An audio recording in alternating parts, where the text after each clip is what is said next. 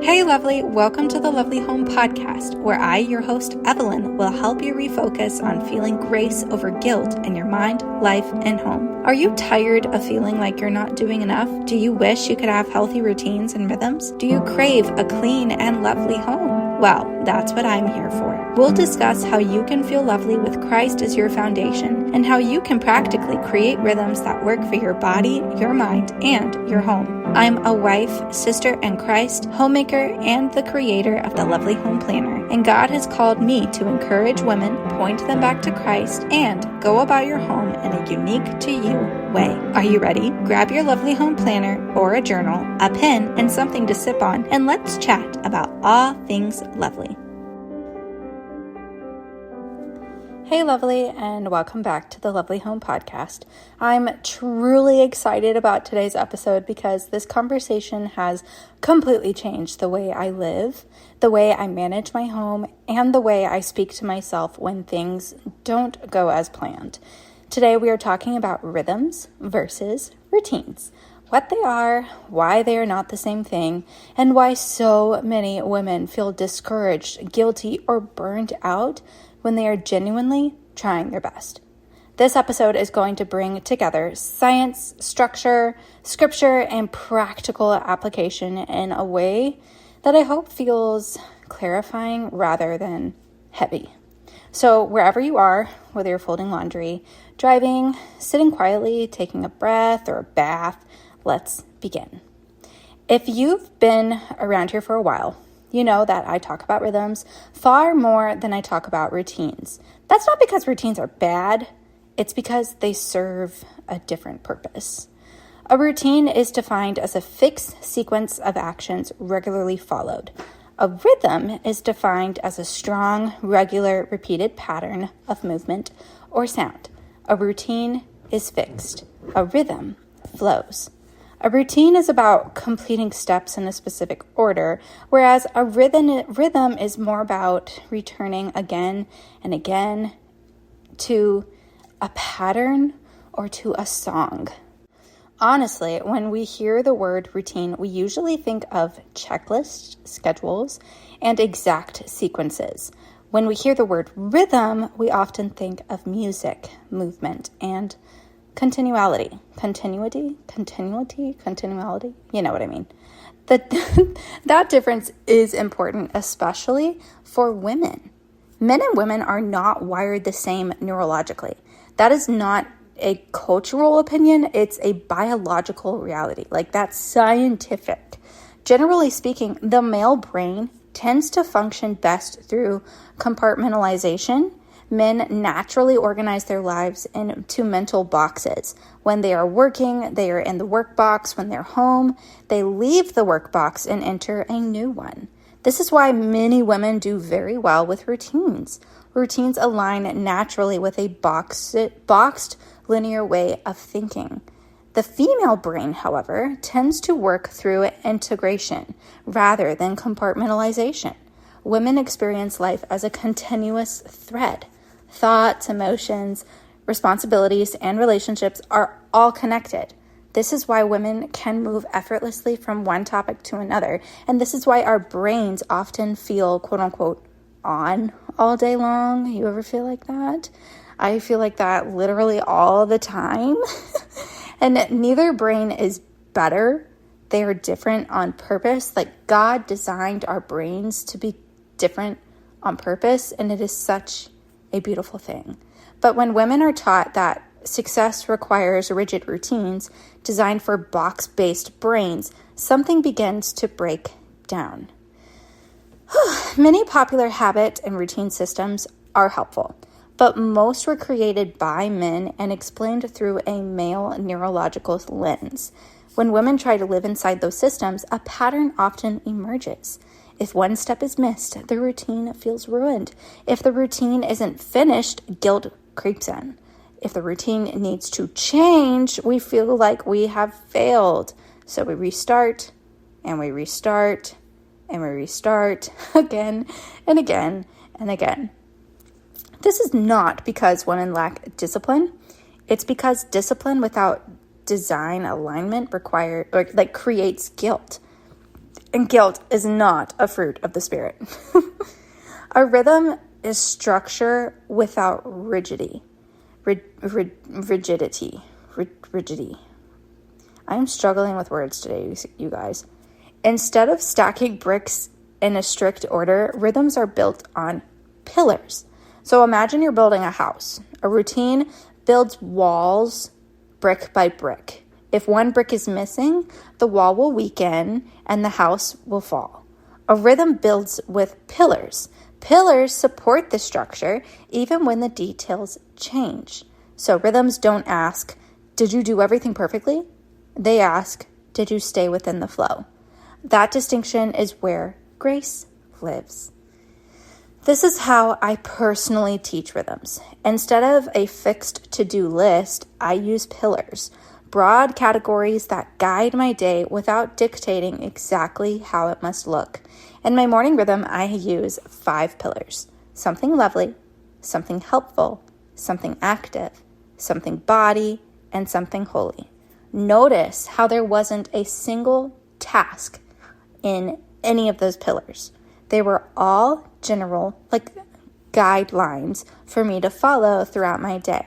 Something lovely is anything that reminds me that I am a woman created with beauty and creativity. I'm a woman, and I am doing things for myself that remind me of the beautiful person God designed. Something helpful is something done for the good of my home or for my family. It also is helpful to me, but it's not just serving me. It's also serving my entire household. Something active is movement. You can stretch, you can go walking, you can do strength training, yoga, Pilates. Any of it will be fine. And then you can pick one, or you could do 2. It does not have to be the same thing each time, whereas with a routine, oftentimes we say do 25 minutes of yoga, and then every single day, even whenever we are in our menstrual phase and doing really terribly and don't want to move our body, we still feel like we failed if we don't do 25 minutes of yoga. So that's what's so beautiful about this, is that it gives you the freedom to choose what what movement you want to do for the day. Something body is hygiene. It's where I focus on my personal care. This is where I would shower or shave or wash my face or brush my teeth, do just one of those things or do all of those things. And then something holy is when I spend time with the Lord. It's where I read the Bible. It's where I pray. It's where I do a devotion. It's where I do prayer walks or I listen to worship music. Sometimes I will do just one of those things, and sometimes I will do all of those things. The pillars stay the same, but what fills them changes day to day, and that is a rhythm. Women are not biologically static, okay? Our hormones shift throughout the month. Our energy fluctuates. Our focus changes. We do not have just everyone... Growing up, I thought the menstrual phase for a woman was only 7 days, and I learned so much when I found out that the menstrual cycle of a woman lasts an entire month and is not just the week that we bleed. So knowing that our hormones shift throughout the month and our energy levels fluctuate and our focus changes because of our season life and our season of life and our attitude, rigid routines are more harmful for women than they are helpful, because we believe that we have to do the exact same thing every single day, like we are a robot, and we simply are not. God did not design us to do the same thing every single day, but God did design us to flow and to adapt and to be able to live a very lovely and grace-filled life. A rhythm allows gentleness on low energy days and momentum on high energy days without attaching guilt to either. This is why rhythms feel sustainable rather than exhausting. This design is not accidental either. It's biblical. In Genesis chapter 2, we see Adam working, naming, categorizing all the animals. That is linear, task-focused thinking. And it's quite literally very boxy, like a man's brain works. Eve is created as a suitable helper, not inferior, but complementary, and she quite literally is to help him in the areas that he cannot do. So since he is very box focused and she is very thread focused, imagine the beautiful mansion they could build together. Two different designs, one unified purpose. Marriage is the joining of two different strengths. A husband's structure and a wife's flow are meant to work together, not compete with each other.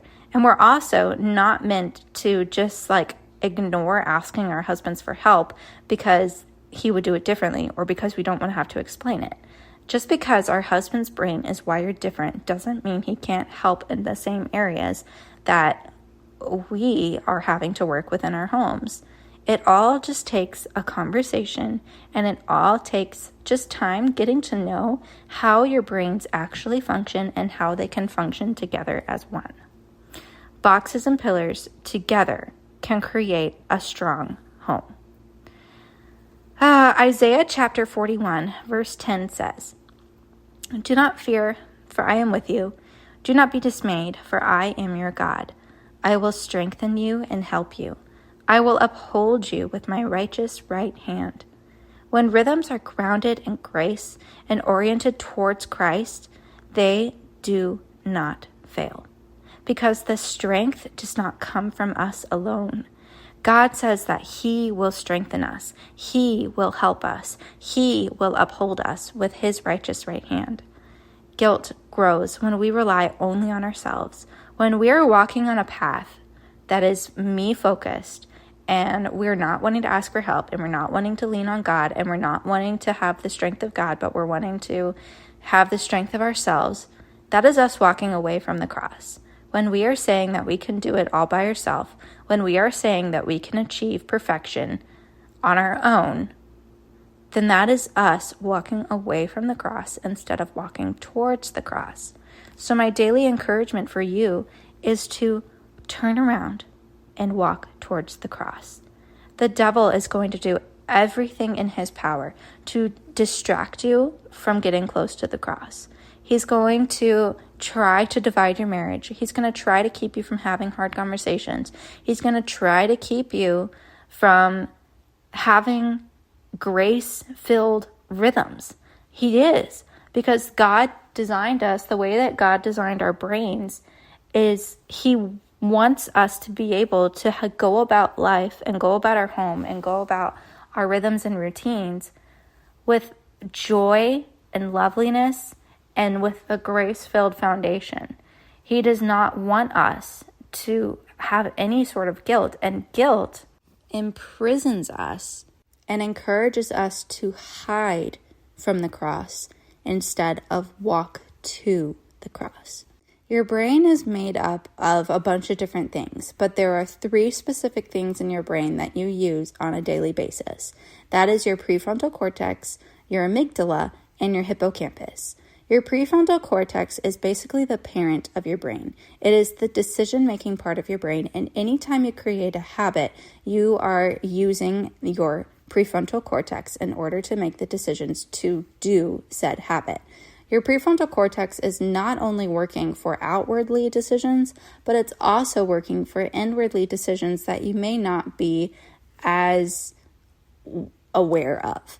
So your amygdala is your emotional cannon, okay? Your amygdala is basically your built-in alarm system, and your amygdala is what is trying to decide if something is safe or not, or if something is dangerous.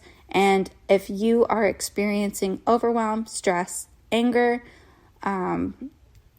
any sort of uncomfortable emotion, your amygdala is going off. And your prefrontal cortex is immediately trying to figure out how it can get your amygdala to calm down the fastest.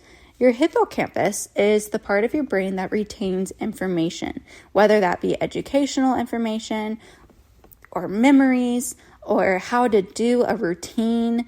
Your hippocampus is basically your personal library that keeps all of that information.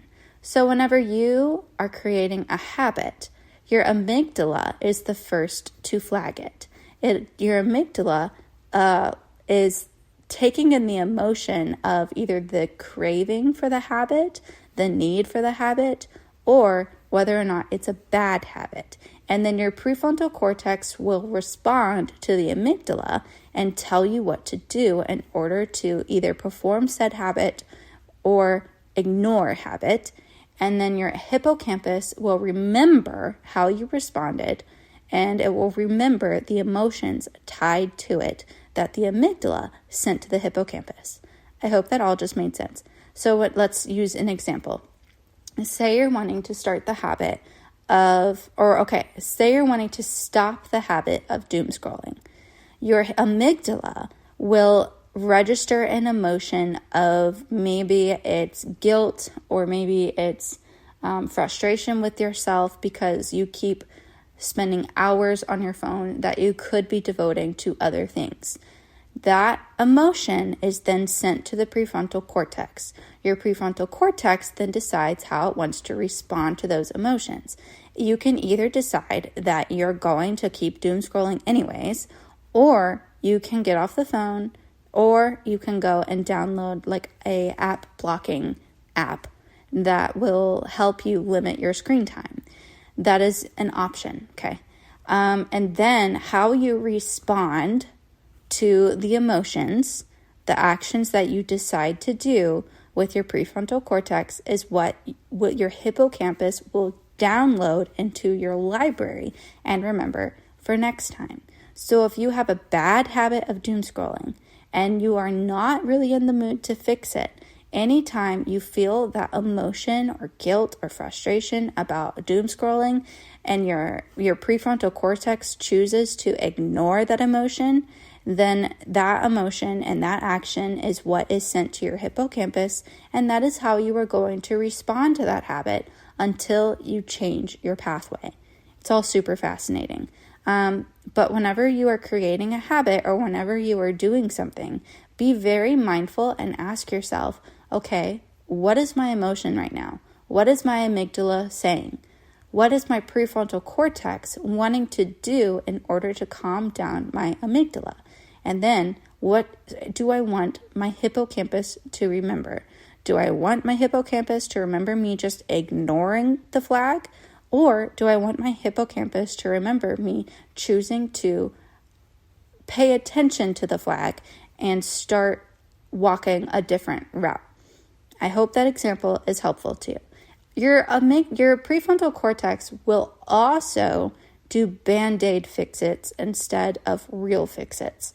This is why I talk about clutter a lot, and how whenever you have clutter in your home, and if you are immediately putting clutter down and having like a clutter dumping station when you get home from like anywhere, it's possible that you are dumping all that clutter in one space because your brain is not able to function fully to be able to decide where the home of all the new things that you're bringing in will be.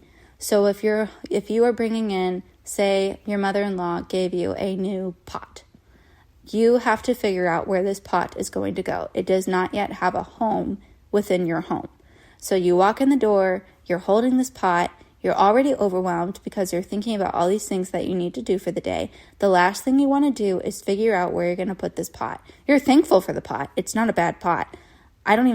This is just an example. My mother-in-law didn't actually give me a pot. So anyways, but you're holding this pot and you're overwhelmed and you're starting to get like stressed out about everything that you need to do. Because you are feeling overwhelmed, because you are feeling stressed, your amygdala is going off. Your alarm system is saying, help me, I'm stressed, I'm overwhelmed, I need to calm down, help me, this is dangerous, this is bad. Even though the situation in itself is not actually that bad, but your amygdala doesn't, it reacts faster than you can think, and so you're going to have a harder time taming it because it's going to think that everything uncomfortable is bad. So at this moment, you're holding the pot, your amygdala is going off and yelling at you, and then you turn around and you say your prefrontal cortex is trying to just be the parent and reach for the first thing that will calm down your amygdala. And what is that?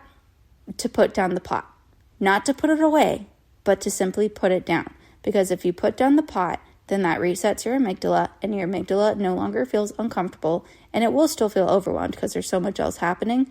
But that simple fix-it, that simple Band-Aid is something that calmed down your amygdala, and that is not a real fixing, but your hippocampus will download that Band-Aid into its library, and then it will remember that for the next time you come into your home. That's why clutter dumping grounds happen. Okay, so very long example. I hope that was helpful. And just be very mindful. Anytime you're creating a habit, or anytime you're wanting to stop a bad habit, or pay attention to what your habits possibly are, pay attention to what your brain is actually saying. What are you going to download into your library? What is the emotion behind it? And what are the decisions that you are going to do? Whether it is a good decision that can help benefit your life, or a bad decision that'll help fuel a bad habit. Okay, now we're going to read a verse from Hebrews chapter 12, verse 11, which says, "No discipline seems pleasant at the time, but painful. Later on, however, it produces a harvest of righteousness and peace for those who have been trained by it." Discipline is not the enemy. Shame is. The devil is constantly going to be trying to shame you, and is constantly going to try to get you to think that you are the problem. You and yourself are not the problem. You are learning, you are growing, and you are wrapped in grace. So you need to rest in the grace that was freely given to you by your Heavenly Father. Also, why did I talk about that verse? Because anytime you're creating a rhythm, regardless of whether it's a routine of very fixed things or a rhythm with pillars, you're going to need to have discipline to actually get up and start doing the things. And that's hard. It can be hard, and it's going to be uncomfortable, and your amygdala is going to flare it at first because it's new and it's uncomfortable. But how your prefrontal cortex responds to your amygdala and that discomfort is what will be downloaded into your hippocampus. And so if you are wanting to have positive emotions towards a rhythm that you are maybe trying to start, then you have to have positive words to say about it instead of complaining, or instead of creating this mountain that makes it difficult for you to actually do. And then by doing that, by actually doing the hard thing despite your amygdala telling you it's scary, is what creates discipline.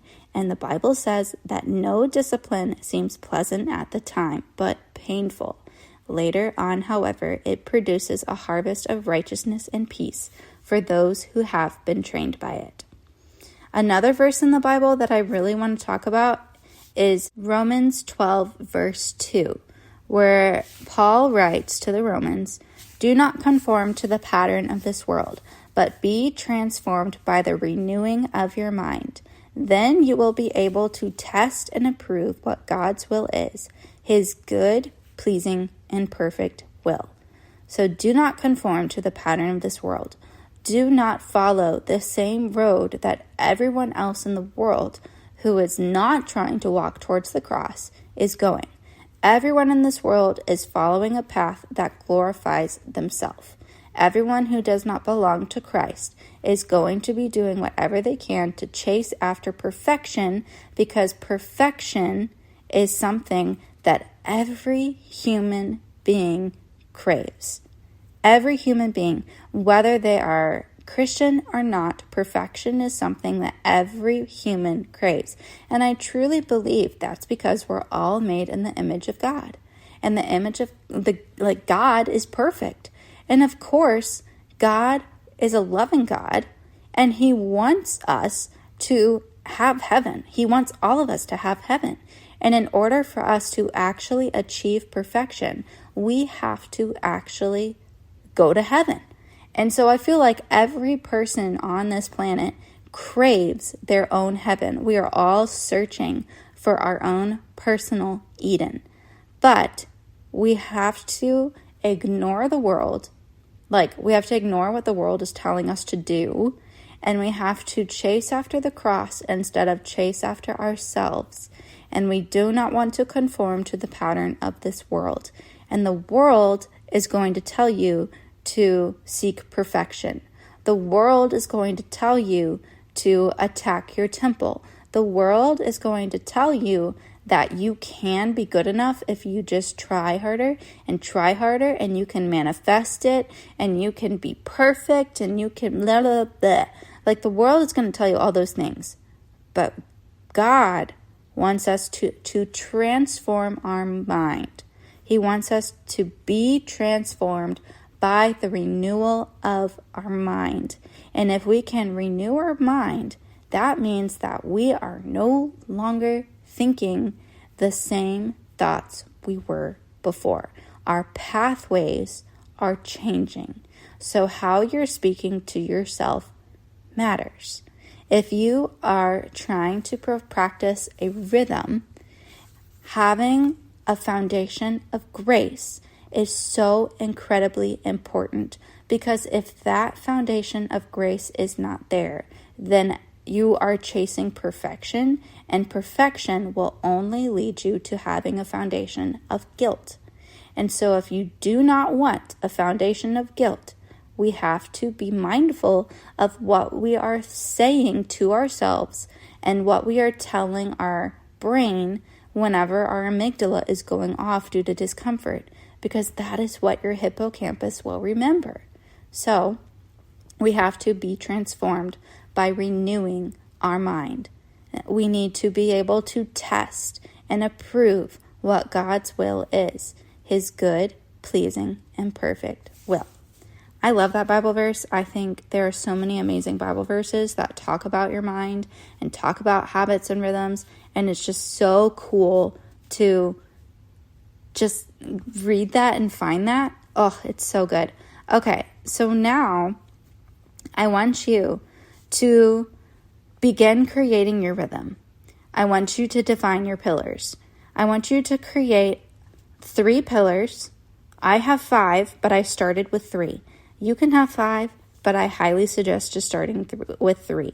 Define your pillars. Create a small list of options for each pillar. Like, what does each pillar mean to you? Again, mine are something lovely, something helpful, something active, something body, and something holy. Those are my pillars that I have found work really well for me, because they kind of touch every single thing that I need to be able to focus on within a day and within specifically my morning rhythm. So those are mine. I want you to define what your pillars are. I want you to create little banks for each of your pillars so you can know what belongs in which pillar. And I want you to allow the day to determine how the pillar is filled. Don't just brain dump all of it. Go throughout a day and figure out, oh, this would be part of this pillar, or this would be part of this pillar. In my evening rhythm, I have an ember pillow. I have an ember pillar and I have a hubby pillar.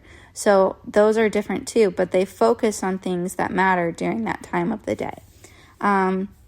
Evaluate with grace, not guilt, always. And this is how you build a life that feels supportive instead of suffocating.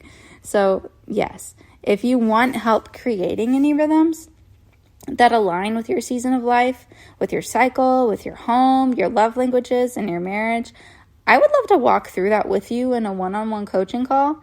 There is, of course, no pressure, only support. I just want to be able to help you in any way that I possibly can. And I have found that talking one-on-one with you guys has been really, really helpful and beautiful. And I have been able to cultivate really beautiful friendships because of that.